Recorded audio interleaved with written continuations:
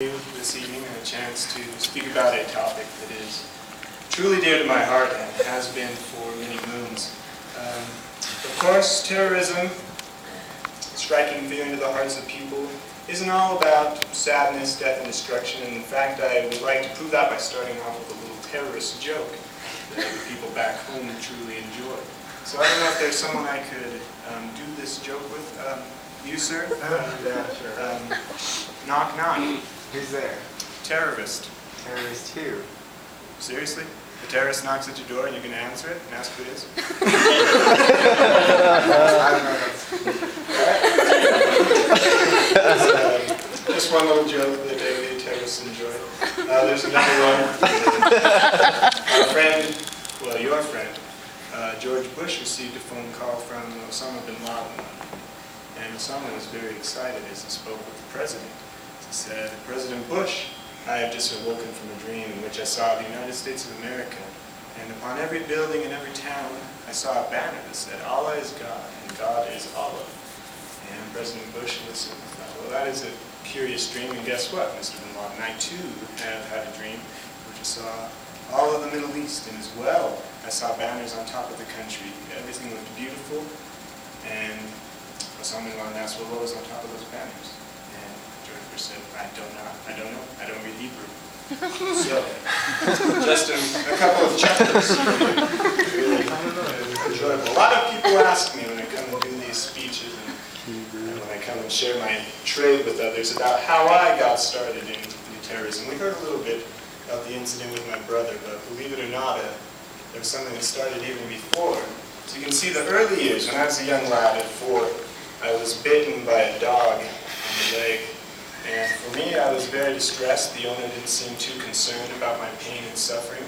So it seemed the only option for me was revenge, and I made poison.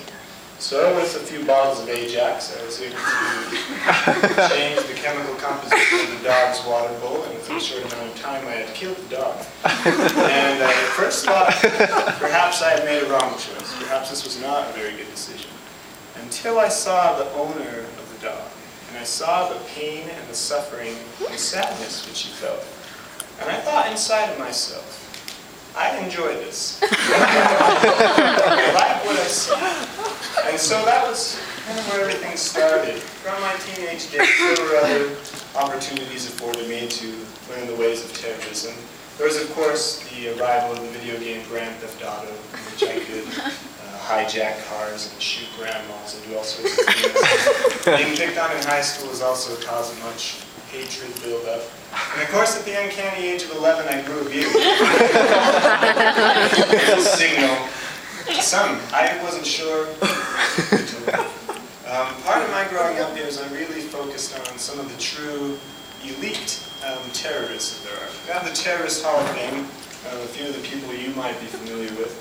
The good Sir Osama, Peter Kaczynski, Saddam Hussein, Mr. Guevara, Fidel Castro, of course the most famous of them all, Satan. All of these people contributed to my upbringing, helping me learn different traits. A question for you guys. What exactly is terror? What do you guys think of when you hear the word terror? Is there any takers out there who would like to venture an opinion? Any brave soul? Is there anyone? No? Oh, sure, go ahead. Fear of unknown things. Excellent. Anyone else have any? Chaos. Chaos. That's a good one. I thought of a few things that have been known to terrorize people. For some, theme parks, heights, scary things like that. For others, it could be different reasons. Obesity is too frightening. We will take a look at the dictionary definition, however. So we see a few. These are the first 3 definitions outlined on dictionary.com, reliable website. But the one that serves our purpose, of course, is the 4th that arrived: violence, or threats of violence used for intimidation or coercion, i.e. terrorism. I don't know if perhaps any of you have ever at any point felt intimidated. Is that the case? Have you ever felt intimidated? You could raise your hand. Would you have preferred to have been on the intimidating side rather than the one being intimidated? Would you have preferred to have been the one putting fear into others? That is what terrorism offers. This is just one of the benefits of being a terrorist. I know that spring break is coming up for some of you. Perhaps, where are you going for spring break, madam, in the first row? Where are you headed to? St. George, Vegas.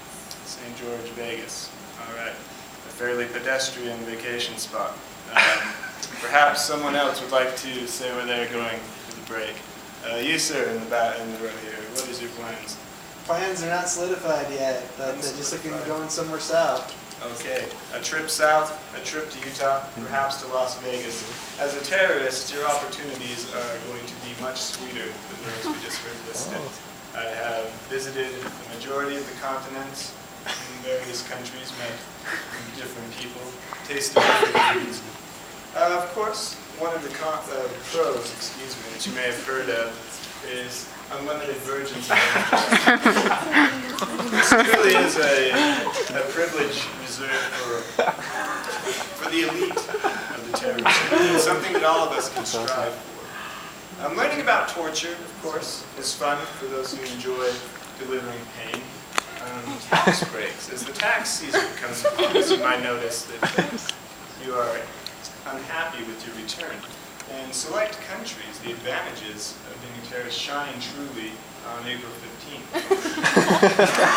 Prestige and fame, of course, I don't even need to elaborate on that. There are, however, cons, and I do want to give an unbiased opinion about